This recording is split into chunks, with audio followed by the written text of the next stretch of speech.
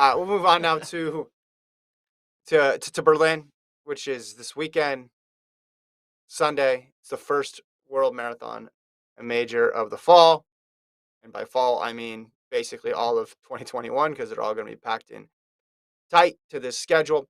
The story here is Kenenisa Bekele. He's the biggest name in the men's and the women's field. His last completed marathon came in Berlin when he ran the 201:41. Remember, just missed the world record there. He's 39 years old now, though. Didn't get selected for the Ethiopian team. He's kind of hard to figure out, right? Because of all the DNFs, all the DNSs. I think it was David Monti who had that great stat where his completion percentage is basically 50% in terms of races that he says he's going to run and then races that he completes. He's going to do the New York Berlin double. That's his goal. Do you think, Gordon, he's the big favorite here? Odola has the second fastest time, but it's been a couple of years since he's put out a performance near that level. Ilya Kiptanui, I mean, I don't think most people would put him in Bekele's league if the two were anywhere close to their best. Do you see Bekele as having one last little push here, or is his best marathon performance like way in the rearview mirror at this point? I mean, you started off the segment with the stat line that I think is the most important is he's 39, right? Like Mm-hmm. it gets harder and harder as you get older and older. Um, it's the last time, I mean, he ran like a good marathon was 2019, but when you look at it again, you're like, wait, 2019 wasn't last year. We had a whole pandemic in between. It's been 2 years, right? So you have to think.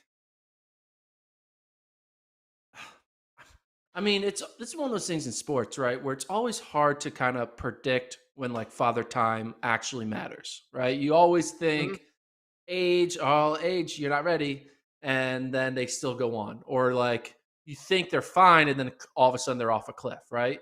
Yeah. Like Yeah. either are Tom Brady and you're going to be good till you're 50, or you are, I'm trying to think of an athlete who kind of fell off the cliff as soon as they got old. Um, Albert Pujols, who's just like sucks now for the past 5 years because he's old. Um, I think so. It's hard to always predict because they could go one way or the other. I think with Bekele, I mean, the one advantage he does have is that while he is old, it's not like he's being overrun, right? You run the marathon, you're not like killing your Mm-hmm. body so much throughout an entire year. You can take, you have segments of training and then you kind of have down segments and like hard segments. So you're able to kind of preserve your best for certain moments. Like you kind of can like Right. bundle up all that energy to one race and save it all up for another one. So I think he's going to be competitive. The idea that he's going to break the world record, I think, is just kind of crazy to think because I think Mm-hmm. a 39-year-old being the fastest person to ever do it just doesn't make sense in my brain. I don't know Yeah. about you, but like you Yeah. think it's going to be like a 30-year-old, someone in their prime. But hey, I'm always proven wrong in Mm-hmm. multiple ways. So I could see it. Why not? But I also could see him really not being the 201 guy that we think he is and being more of like a competitive 204, 205 with the rest of the field kind of coming in to kind of challenge him. Yeah. But the 201 was such a shock. He got all this hype going into every single marathon because of what he had done on the track. And he'd run a 203 low, but he had just as many scratches or DNFs as he had great performances. So the 201 made people think, okay, well, why would I ever doubt this guy? Look at how fast he was on the track. Look at how many gold medals he has. But the point in terms of his consistency remains the same, which makes you appreciate what Kipchoge does even more. Put aside the PRs, he hasn't DNF'd in a marathon, right? He hasn't scratched a marathon since he's started. And Bekele, even look at last year in London, right? We all were hyped for Bekele, Kipchoge. He's there. He does the press conference, and then day before, hours before, he's gone. And that's just and the reaction to that was okay. That makes sense because we become accustomed to that.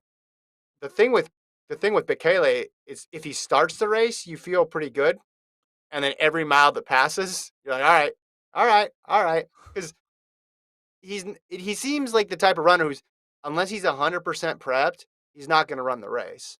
And unless he's 100% in the race, feeling good about where he's going to finish, he's not going to finish the race. So this would be a weird thing to try to predict.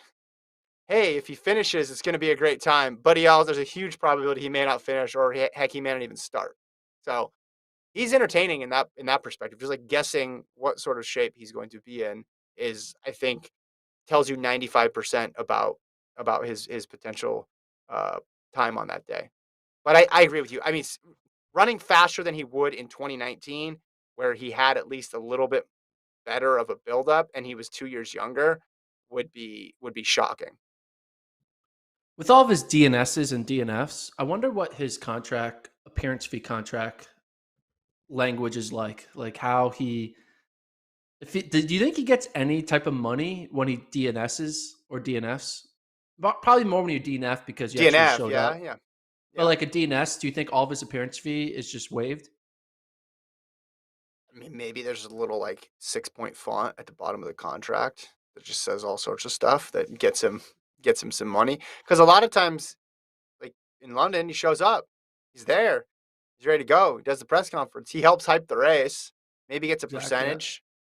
Maybe there's a DNF clause, like however many days out you scratch from the race, like you get a little extra money if you wait until the hours before. It's more frustrating from a fan's perspective. You'd rather have a person drop out 2 weeks before than 2 hours before, but it builds hype in the race, and then you get to the race day and it's like, oh, he's not on the start line. Well, I'm already watching. I might as well watch. Yeah, it's frustrating. It's 100% frustrating.